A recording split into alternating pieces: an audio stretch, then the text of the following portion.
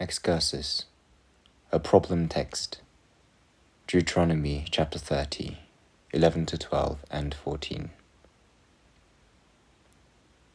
Nevertheless, they cite a passage from the law of Moses which seems very much to contradict our explanation.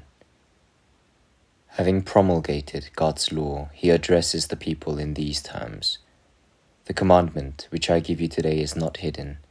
It is not far from you, nor is it high above the heavens, but is near you, in your mouth and in your heart, that you may do it.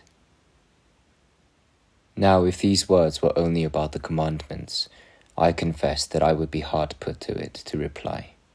For although we might argue that what he meant was our ability to understand the commandments, rather than to obey them, we might still have some misgivings.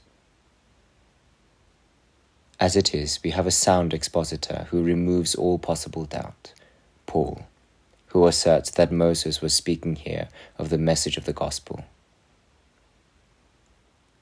Perhaps some opinionated person might retort that Paul has twisted the natural sense of the passage to apply it to the gospel. Although we ought not to countenance so malicious a charge, we have all we need to defend the apostle's interpretation. For if Moses was speaking only of the law's commands, he was deceiving the people with vain confidence. Would it not have been disastrous for them if they had thought that keeping the law in their own strength was easy?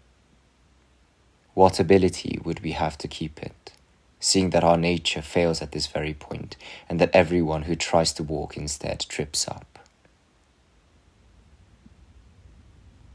It is thus beyond dispute that Moses by these words included the covenant of mercy which he had made known along with the law. Knowing, therefore, that salvation is what the gospel offers us, not on the harsh, troublesome, and even impossible terms demanded by the law, but on terms which are easy and accessible, Paul uses the testimony of this text to confirm how freely God's mercy is available to us. That is why this scripture is useless as proof that man has freedom of will.